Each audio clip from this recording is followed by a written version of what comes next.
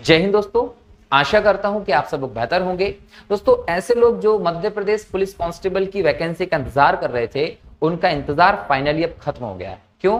क्योंकि मध्य प्रदेश सरकार ने हाल ही में लगभग 7,500 पदों के लिए वैकेंसी जारी कर दी है। एक नोटिफिकेशन आ गया है दोस्तों, तो याद रखिए आपकी तैयारी को और जोश के साथ और बेहतर तरीके से जारी रखना होगा, ताकि आप आपके पुलिस बनने के सपने को जल्द ही पूरा कर लें। क्लियर? इस वीडियो में आप लोगों को इस वैकेंसी से संबंधित सभी प्रकार की जानकारी मिल जाएगी, जैसे कि फॉर्म कब से भराने हैं, फॉर्म भराने की अंतिम तारीख क्या होगी, फॉर्म में किसी भी प्रकार की गलती होने पर संशोधन की तारीख क्या होगी, किस वर्ग के लिए कितने पद हैं, ऐसे लोग जो एक्स सर्विसमैन है उनके लिए कितने पद इसमें दिए गए हैं, लड़की के लिए कितने पद हैं, टेक्निकल कितने पद हैं, ये सब चीजों की जानकारी है। कई सारे लोगों की एक ये भी डाउट होता है कि भाई जो फिजिकल वाला पैमाना है उसमें किस प्रकार का परिवर्तन हुआ है कि नहीं हुआ, और हुआ है तो क्या हुआ है। ऐसी सारी जानकारी आपको इस वीडियो में मिल जाएगी, तो इस वीडियो को आप शुरू से अंत तक देखिए। और दोस्तों, जिन्होंने इस चैनल को सब्सक्राइब नहीं किया है वो चैनल को सब्सक्राइब भी कर लीजिए। क्यों? क्योंकि हम पुलिस कांस्टेबल के सिलेबस से रिलेटेड कई सारे इंपॉर्टेंट वीडियो हमारे इस चैनल पे अपलोड करने वाले हैं। और दोस्तों, सबसे इंपॉर्टेंट है, अगर हम देखें एमपीजी के मैथ्स रीजनिंग जो भी सिलेबस है आपका इसका, उसके क्वेश्चन जो रहेंगे वो हम टाइम टू टाइम हमारे इस चैनल पे अपलोड करेंगे, ताकि आपकी एग्जाम बहुत अच्छी जाए और आप इस बार में सिलेक्शन प्राप्त करें। क्लियर? तो अब आप लोग अगम सर से जो भी वैकेंसी के इंपॉर्टेंट की पॉइंट्स हैं, प्रॉब्लम्स आप लोगों की होती है, उनको सुनिए, और कोई अगर क्वेश्चन आपका होता है तो कमेंट कर दीजिएगा, तो उसका भी हम सॉल्यूशन जरूर करेंगे। क्लियर? तो अगम सर से पूरा प्रोसेस समझिए। क्लियर? चलिए, थैंक यू। नमस्कार दोस्तों। तो अब हम लोग पदवार भर्तियों को देख लेते हैं, किस तरह से पदवार भर्तियां हैं और इसके साथ साथ क्या क्या क्वालिफिकेशन है, क्या क्या योग्यताएं होनी चाहिए, क्या क्या परीक्षा के चरण हैं, इनको हम लोग विस्तार से चर्चा करते हैं आगे के वीडियो में। तो सबसे पहले हम लोग नियुक्तियों की बात करें। नोटिफिकेशन ये रहा हमारा, कर्मचारी चयन मंडल भोपाल के द्वारा जारी किया गया है। आवेदन भरने की तिथि आपकी स्टार्ट हो रही है 26/6 से, और हमारा जो अंतिम तिथि है वो है आपका 10/7। संशोधन करने की जो हमारी तिथि है वो आपकी संशोधन की तिथि हमारी कितनी है? 15/7। तो ये मुख्य तिथियां हैं, ये आपके आवेदन की तिथि है, ये अंतिम तिथि है, और ये संशोधन करने की तिथि है। साथ ही अच्छी खबर यह है कि परीक्षा का डेट आपका दिया गया है, टेंटेटिव डेट आपका है 12 अगस्त से। तो आपके पास बहुत ही कम समय है, लगभग 1 महीने 15 दिन या 45 दिन का समय आपके पास है। इस 45 दिनों में ही आपको सारी की सारी पूरी की पूरी ताकत झोंक देनी है, और ये चुनावी वर्ष है और सिलेक्शन के लिए आपके पास एक बहुत ही अच्छा मौका है सरकारी नौकरियों को प्राप्त करने का। तो अब देखते हैं हम लोग आगे।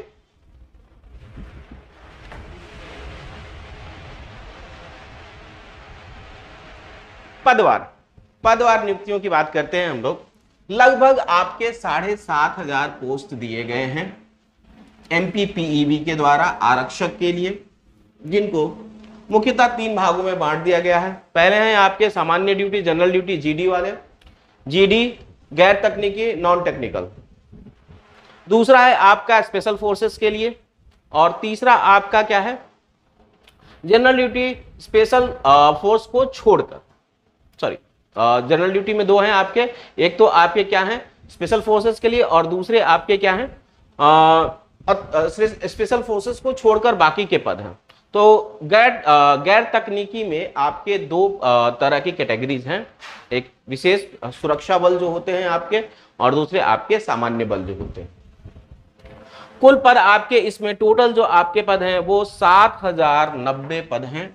कुल सामान्य ड्यूटी के लिए कुल पद आपके 7,090 हैं, जिनमें कैटेगरी वार आपका रिजर्वेशन दिया गया है। रिजर्वेशन में जो आपके मध्य प्रदेश शासन का नियम है उसी के तहत भर्ती किया गया है।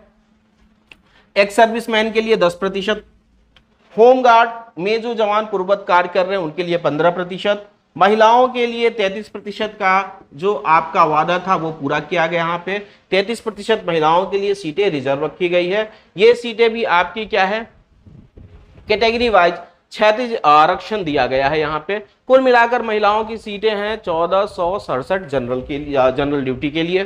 ठीक है, अच्छे पद हैं। इसके अलावा एक सर्विसमैन के भी 1000 पद हैं आपके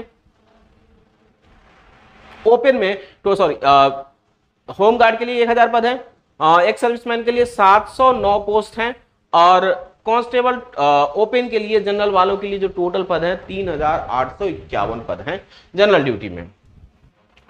आगे के हम लोग देखते हैं कि दूसरे जो आपके हैं पद, उनकी बात करते हैं।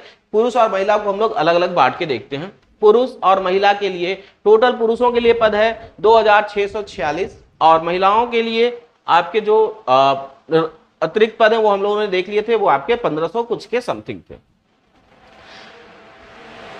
ये विशेष सुरक्षा बल के लिए है, और ये आपके सामान्य सुरक्षा बल के लिए है। 4444 पद आपके विशेष सामान्य सुरक्षा बल के लिए है। आरक्षण निम्नवत आपकी दी गई है। जो भी आपका चलता है ओबीसी का आरक्षण जो है आपका 14% जो पहले वाला था उसी को अभी रखा गया है। एससी का जो रिजर्वेशन आपका है 7.5% वो है आपका।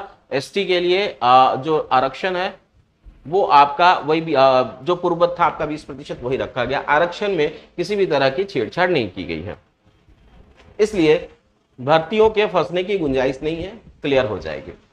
अब हम लोग बात करते हैं तकनीकी पद की। तकनीकी पद में रेडियो ऑपरेटर की पद निकाली गई है। रेडियो ऑपरेटर के लिए टोटल कुल पदों की संख्या 321 है। ओपन सीट्स आपकी 122 है। एक सर्विसमैन के लिए 32 है। फीमेल के लिए आपके पास 33% का रिजर्वेशन, कुल सीट 107 है। ओके, एससी एसटी ओबीसी का रिजर्वेशन आपको अलग से दिया गया है। ओपन के लिए टोटल 87, ओबीसी के लिए भी 87, एससी के लिए 51, एसटी के लिए 64, ईडब्ल्यूएस के लिए 32 आपका कुल पोस्ट है। तो ये हमारे तकनीकी और गैर तकनीकी दोनों पदों का पदवार विवरण हो गया, कितनी सीटें हैं ये हमारे इसके अंतर्गत आ गई। अब हम लोग आते हैं सिलेबस की बात करते हैं। सिलेबस हमारा जो है वो पूर्ववत है, सिलेबस में कोई चेंज नहीं किया गया है। पहले से कांस्टेबल में जो आपके पूछे जाते थे मैथ्स, रीजनिंग और जीके, यही 3 आपके रखे गए हैं, मैथ्स, रीजनिंग, जीके और साइंस। तो 40 अंक का आपका तार्किक ज्ञान, लॉजिकल रीजनिंग जिसको हम लोग कहते हैं, और सामान्य ज्ञान, ये 40 अंक का है। मेंटल एबिलिटी और एप्टीट्यूड जो है वो आपका 30 अंक का है। विज्ञान और अंक गणित आपके 30 अंक के रखे गए। तो ये आपका क्या है, मुख्य आपके पाठ्यक्रम है। सामान्य ज्ञान में बहुत सारी चीजें आएंगी, लेकिन बेसिक फोकस आपका एमपी जीके पे होना चाहिए। मध्य प्रदेश सामान्य ज्ञान ज्यादा इंपॉर्टेंट हो जाता है इसके लिए, ठीक है। इसके बाद आपका रीजनिंग, इसका पोर्शन भी आपका बहुत अच्छा रखा गया है। रीजनिंग में खास करके लॉजिकल रीजनिंग का पोर्शन इस बार ज्यादा पूछा जाएगा। तो जब आप रीजनिंग पढ़ें तो इनको आप ध्यान से, लॉजिकल रीजनिंग को अच्छे से पढ़ें। विज्ञान और गणित दोनों मिला के 30 अंक के हैं, ठीक है। तो वेटेज इनका जो रहता है वो 15-15 का होना चाहिए, बट ऐसा होता नहीं है। सामान्यतः गणित के प्रश्न आपके कम रहते हैं, 12 रहते हैं। गणित, अंक गणित आपका 18 रहता है। अंक गणित के आपके जो सिलेबस हैं वो वही रहेंगे। अंक गणित के जो सिलेबस हैं आपके, जिसमें आपको percentage, profit loss ratio, simple interest, compound interest, ये सारे आपके अंकगणित के अंदर आएंगे। एडवांस के कुछ क्वेश्चन आपके इस पोर्शन में देखने को मिलेंगे, क्योंकि इधर आपने जो एग्जाम रिसेंटली दिए थे, पटवारी हो गया या फिर आप जेल प्रहरी, वन रक्षक के एग्जाम, उसमें एडवांस के पोर्शंस को इस समय थोड़ा बढ़ाया गया है। तो इस बार चूंकि इसमें एडवांस के कुछ पोर्शन आपके रहेंगे, जिसमें ज्योमेट्री, ट्रिग्नोमेट्री, प्रोबेबिलिटी, मेंसुरेशन, ये टॉपिक भी आपके पूछे जाएंगे, जो कि इसके अंतर्गत आएंगे, मानसिक अभिरुचि के अंतर्गत आएंगे। तो मैथ्स में अंक गणित तो स्पेशली आपके 15 से 18 नंबर का आने वाला है ही है। इसके अलावा एडवांस इसमें जरूर आएगा, 8 से 10 मार्क्स का एडवांस रहेगा, तो उसकी तैयारी भी आपको करनी है अच्छे से। बाकी रीजनिंग आपका जो है, रीजनिंग 20 मार्क्स के आसपास रहेगा ही रहेगा। एमपीजी के आपके 15 मार्क्स तक जरूर रहेंगे। एमपीजी के बहुत बड़ा कवर करता है, क्योंकि ये ओपन वैकेंसी में दूसरे राज्य के छात्र भी भाग ले सकते हैं, इसलिए उन अभ्यर्थियों को, लोकल अभ्यर्थियों को ध्यान में रखते हुए एमपी जीके का पोर्शन ज्यादा बढ़ाया गया है। तो इसको अच्छे से समझ लीजिए, एमपी जीके आपका बहुत ही बड़ा रोल प्ले करने वाला है सिलेक्शन में। साथ ही साथ आपका अगला जो है वो है विज्ञान।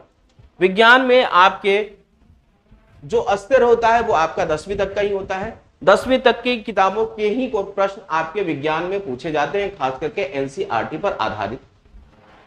तो विज्ञान में आपके भौतिकी, रसायन और जीव विज्ञान तीनों से प्रश्न होंगे। प्रश्न 4-4-4 ये माना जाता है, लेकिन कभी कुछ कम या ज्यादा हो सकते हैं, लेकिन 12 क्वेश्चन तो आपके रहेंगे ही रहेंगे विज्ञान के।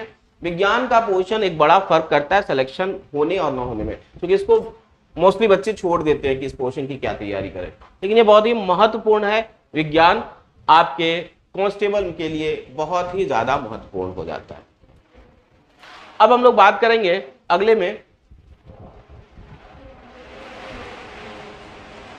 शैक्षणिक योग्यता की। भाई क्या चाहिए? ओके, तो देखिए शैक्षणिक योग्यता वही रखी गई है आपकी, 12वीं पास होना चाहिए, चाहे आप साइंस से हो, आर्ट्स से हो या कॉमर्स से हो, बस 12वीं पास आपका चाहिए। किसके लिए? सामान्य ड्यूटी के लिए। लेकिन अगर आप टेक्निकल के लिए, रेडियो ऑपरेटर के लिए डालते हैं, तो आपके पास एक टेक्निकल डिग्री होनी चाहिए। किसकी? पॉलिटेक्निक की एक न्यूनतम डिग्री की रिक्वायरमेंट है। इसमें आपके बहुत सारी चीजें हैं, पॉलिटेक्निक या फिर आपका आईटीआई भी यहाँ पे मान्य किया गया है। आईटीआई या पॉलिटेक्निक दोनों आपके यहाँ पे मान्य किए गए हैं, ठीक है। मोस्टली किसके लिए? इलेक्ट्रॉनिक्स, इलेक्ट्रिकल, कंप्यूटर, इनसे रिलेटेड चीजों में आपका क्या होना चाहिए? इंस्ट्रूमेंटेशन, मैकेनिक्स, ये सब अगर आपके पास आईटीआई या पॉलिटेक्निक में ये डिग्री है तो आप रेडियो ऑपरेटर के लिए एलिजिबल हैं। बाकी केवल 12वीं पास हैं तो आप आरक्षक या जीडी भर सकते हैं। तो शैक्षणिक योग्यता में हमारी यही योग्यताएं हैं। शैक्षणिक योग्यता के बाद हम लोग बात करेंगे शारीरिक योग्यता। देखिए शारीरिक मापदंड आपका जो होता है वो लिखित परीक्षा के बाद होता है। लिखित परीक्षा के बाद शारीरिक मापदंड होते हैं, लेकिन यहाँ पे ये बात समझ लेनी कि अगर हमारे पास शारीरिक योग्यता नहीं है तो फिर इतनी मेहनत हमारी बेकार होने वाली है।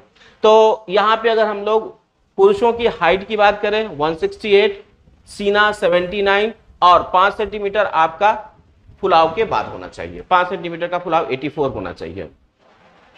गोरखा, गढ़वाली, कुमायूं के लिए हाइट में छूट दी गई है, सीना सेम रखा गया है, ठीक है। मराठा, अनुसूचित जाति, अनुसूचित जनजाति को हाइट में आपकी छूट दी गई है 3 सेंटीमीटर की, वो 165 रखा गया है। तो ये हमारा क्या है? फिजिकल है। फिजिकल में सिर्फ और सिर्फ हाइट देखा गया है। ओके, हाइट के अकॉर्डिंग आपका वेट होना चाहिए और सीना, ठीक। हाइट, वेट और चेस्ट तीन चीजें आपकी क्या होती है? फिजिकल के अंदर आती हैं। तो वेट का जो होता है उसका एक अपना क्राइटेरिया होता है कि किस लंबाई तक आपका वेट कितना होना चाहिए। तो अंडरवेट, ओवरवेट भी आपको थोड़ा सा देख लेना है। तो ये हमारी शारीरिक योग्यता है। इसके बाद अब हम लोग बात करेंगे शारीरिक योग्यता के बाद अगली चीज जो है हमारी वो आरक्षण पे थोड़ा सा बात कर लेते हैं। आयु संबंधित योग्यता की बात करें तो आयु संबंधित योग्यता बहुत अच्छा है। मतलब इसमें आयु जो दिया गया है, एज ऐसा दिया गया है कि किसी को कोई शिकायत का मौका ही नहीं है। 33 साल प्लस 3 साल सामान्य लोगों के लिए, यानी टोटल आपका कितना वर्ष? सामान्य जो लोग हैं 36 वर्ष तक लोग आपके भर सकते हैं। ईडब्ल्यूएस वाले भी इतने ही एज तक के लिए एलिजिबल हैं। दूसरे प्रदेश के जो आपके निवासी हैं वो भी आपके 36 वर्ष तक के लोग इसको भर सकते हैं, ठीक है। महिलाएं सभी श्रेणी आरक्षित, इनके लिए स्पेशल 41 ईयर्स का दिया गया है। पुरुष 41 ईयर, ठीक है। जो आपके आरक्षित श्रेणी से आते हैं, चाहे वो अनुसूचित जाति हो, जनजाति हो या फिर पिछड़ा वर्ग ओबीसी अभ्यर्थी हो, इन सबों के लिए 41 ईयर दिया गया है।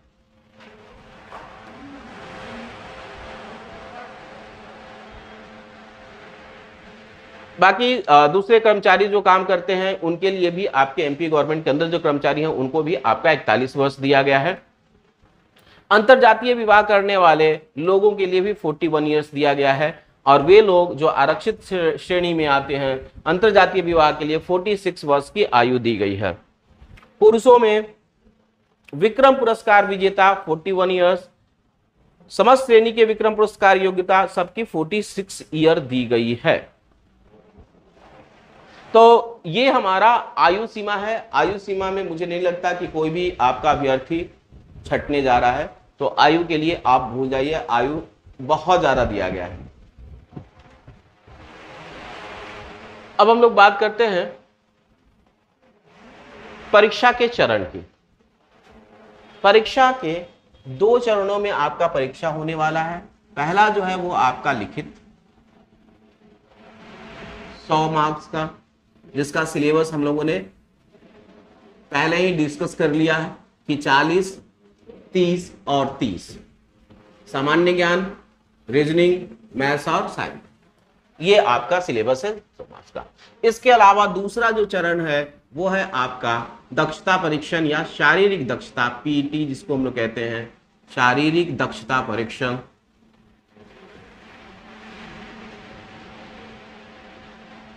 पीईटी है फिजिकल। इसमें 3 चीजें हैं। क्या क्या है आपका? तो पहला तो आपकी दौड़ है,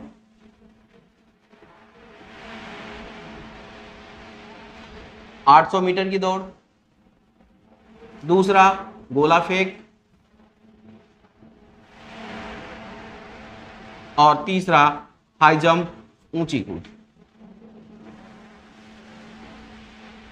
लॉन्ग जंप। हाँ, इसको हम लोग ऊंची कूद और लंबी कूद दोनों हैं, ऊंची कूद, लंबी कूद। ये आपके 3 शारीरिक दक्षता परीक्षण होने वाले हैं। ठीक है, इस बार जैसा कि पहले से कहा जाता आ रहा था कि केवल और केवल लिखित परीक्षा के आधार पर आपका क्या होगा, सिलेक्शन नहीं होगा, बल्कि इस बार मेरिट में शारीरिक दक्षता परीक्षण के अंक 100 अंक बराबर के अंक हैं जो जोड़े जाएंगे। इसकी डिटेल्स से दिया गया है कि कितने सेकंड में आप दौड़ पूरी करते हैं तो कितना होगा। दौड़ के लिए अधिकतम मार्क्स आपके 40 दिए गए हैं। एक क्राइटेरिया लिमिटेड है कि इतने से इतने सेकंड के बीच में करते तो आपको इतने मार्क्स, इतने से इतने सेकंड के बीच में करते तो इतने मार्क्स। दौड़ में आपके 40 मार्क्स हैं। गोला फेंक में भी वही है कि इतनी दूरी तक आप फेंकते हैं तो इतने मार्क्स मिलेंगे, इसके 30, और लंबी ऊंची कूद के भी आपके 30 दिए गए हैं। तो टोटल 100 मार्क्स इस बार शारीरिक दक्षता परीक्षण के भी जोड़ने वाले हैं। ठीक है, इसका फायदा उन विद्यार्थियों को होने वाला है जो थोड़े से पढ़ाई में कमजोर है। इस बार आपका जो जैसा बताया गया है कि जितनी सीटें हैं उसके 7 गुना रिजल्ट दिए जाएंगे और उनको फिजिकल में बुलाया जाएगा। तो ये मान के चलिए कि लगभग आपके 50 से 55 हजार रिजल्ट आपके दिए जाएंगे फिजिकल लिखित परीक्षा के लिए, जबकि पहले आपके सिर्फ 3 गुना रिजल्ट दिए जाते हैं। तो ये आपका बहुत बड़ा फर्क करेगा। इसकी वजह से आप ये मान के चलिए कि अगर आप 50% इसमें ले आते हैं रिटन में, तो आप निश्चिंत रहिए कि आपको दूसरे चरण के लिए बुलाया जाएगा। तो इस बार कट ऑफ हमारा कम रहने वाला है, अनुमान से कम होने वाला है। ये मान के चलते हैं कि जनरल का जो कट ऑफ होगा वो 60 होगा, आरक्षित वर्गों के लिए ये आपके 55 के आसपास होगा ओबीसी के लिए, और एससी एसटी उम्मीदवारों के लिए ये 50 होगा, महिलाओं के लिए इससे भी नीचे जा सकता है। तो इस बार आपके पास सिलेक्शन का बहुत अच्छा चांस है। तो ये हमारे क्या थे, शारीरिक दक्षता परीक्षण थे। ठीक है, रिजर्वेशन संबंधित जो आपकी छूटें दी जाएंगी वो केवल और केवल मध्य प्रदेश के मूल निवासियों को दी जाएगी। आप दूसरे राज्य के निवासी हैं, आप किसी भी कैटेगरी से वहां पे बिलोंग करते हो, यहां के लिए मध्य प्रदेश के लिए आप सामान्य में ही गिने जाएंगे, आपको अलग से कोई रिजर्वेशन नहीं मिलेगा। तो ये हमारा क्या है, जो वैकेंसी है उसकी डिटेलिंग मैंने सारी चीजें इसमें डिस्कस कर ली। हमारी जो बैच है वो सोमवार से शुरू होने वाली है, 26 तारीख से। ऑफलाइन क्लासेस के लिए आप हमें ज्वाइन कर सकते हैं, ऑनलाइन में भी हम आपको निर्देशन देते रहेंगे, गाइडेंस करते रहेंगे। हमारे चैनल से जुड़े रहिए। धन्यवाद।